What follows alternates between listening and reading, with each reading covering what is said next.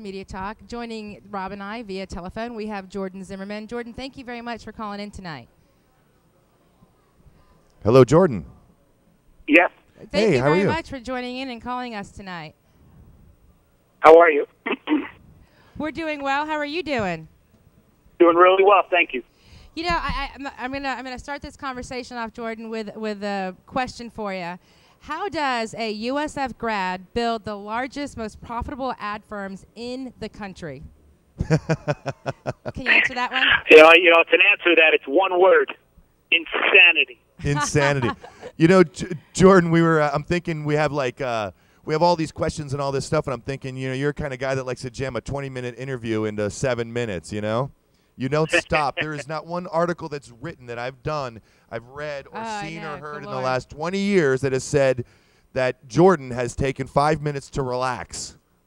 Is that something to your success? Yeah, it really is. You know, it takes an insane commitment with anything you do to be great. You look at athletes, or you look at great businessmen and businesswomen today, or even in your business. You have to be insanely committed. You've got to do your homework. You've got to study. You've got to work 24/7, and that's where it comes from. You know, I read your personal bio, and I mean, you're very young to run such a huge, profitable organization in the country. When did you have time to have 4 children, marry, you work out every day, and you're very committed? How do you find the time to do that? You need a very understanding wife. Start number one. That captures your vision and your goals and knows where you want to go and how you're going to get there.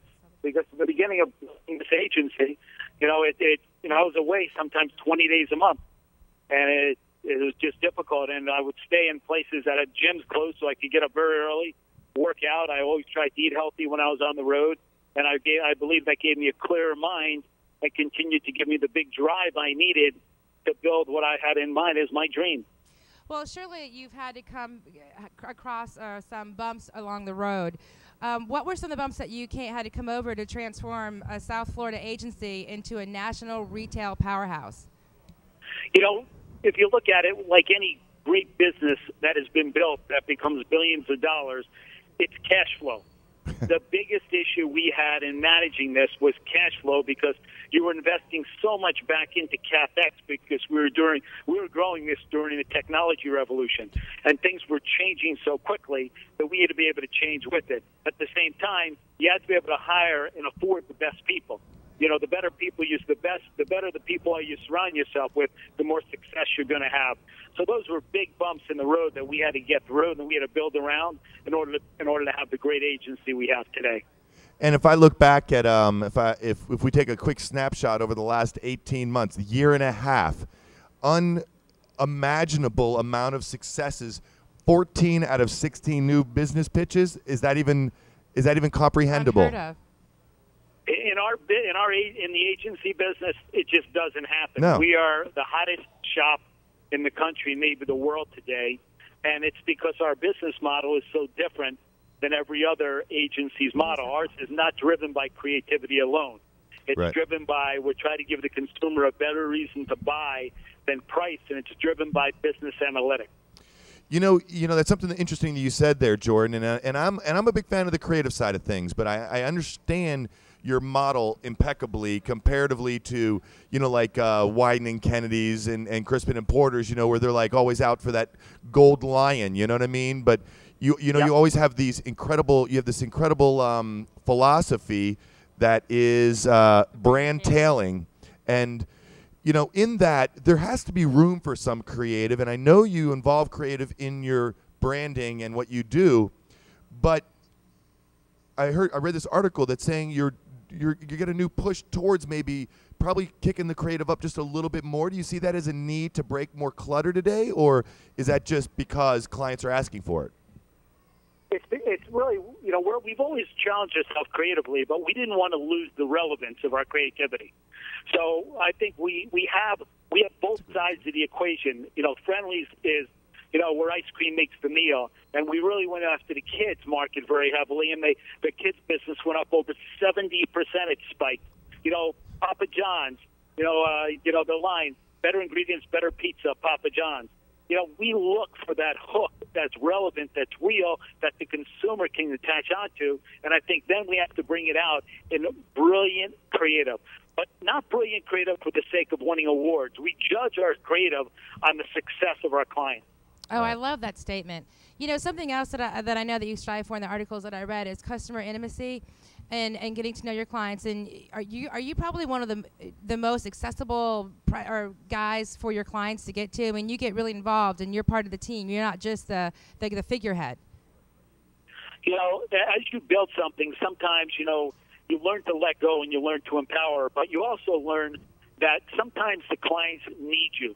So you need to be accessible for those clients. They're buying the agency, and I'm the founder, and there's not many of me left. That's somebody that's founded something and built it as large as it is. So I put on my business card 24/7 seriously, and I actually give them my cell phone number. And it's my personal cell phone. It's not just a business. It's a personal cell phone. That's awesome. Well, you know, that's one thing that I was also reading in automotive news. Apparently, you buy a lot of advertising in that. Having made your, I think making your mark in advertising in the automotive advertising. The click and pick that they're doing. Call or email the agency that will work for you 24/7, and then in parentheses it says seriously. Yeah, we started down in South Florida, and we were doing a little bit of everything, but we really found a niche in automotive marketing. And I realized early on, if we could break the mold or break out of automotive marketing and really understand local store marketing, where our dealerships led their marketplaces and led in the country, that we could use that same model for local store marketing for any other brand in the country. And that's why we've had the success with the Friendlies or the Crocs or the Nissan or the Papa John's restaurants, to name a few. And that's Nissan of America. That's out of Nashville, I believe Nissan's out of? Yes, Nissan of America. And, in fact, I was looking at our tracking report for the month of July. In this tough economy we're in right now, we are tracking 100% of our plan, which is a very, very tight plan that would put us up over last year. Are you kidding me? Incredible feat. That's fantastic. Wow, that's really good. That's unheard of, and that's amazing. Now, no, in the market today. How is it? You're in South Florida. How do you feel you compete with the ad agencies? New York, Chicago, California, or is it just a no-brainer? You are who you are, and your name precedes yourself. I think that two things. Your success is not based on location. I think our success is it's my drive and my instinct reflected on the agency. If you look at the Six Flags win, we were against some of the most formidable competition. Ogilvy, we were against Deutsch, we were against JWT, and we were against BBDO. You don't get a tougher field than that. And if you don't. You look at all the rest of the accounts we had won over these last 18 months, it's the same thing. We're pitching against the biggest and the best agencies. Our last one was Jackson Hewitt, and it came down to a shoot against Lowe. So, we're just on our game right now, and what we do is exactly what the brands need. Is it nice to win out against some other Omnicom organizations? It is, but it's even better that Omnicom wins. Yeah, no, good point at the end of the day. I guess you're right. Hey, Jordan, can you hang on for just a second? We're going to take a quick break, and then when we come back, we're going to be still chatting with you and maybe do some local lightning little Tampa conversation. connection Is stuff that you okay? got here. You got it. I'll be here. Hang Thanks on so just much, one Jordan. second. We're going to take a quick break, and when we come back, we'll be still chatting with Jordan Zimmerman. Media Talk, be back in 60 seconds. Let's rock and roll. Get back to Jordan.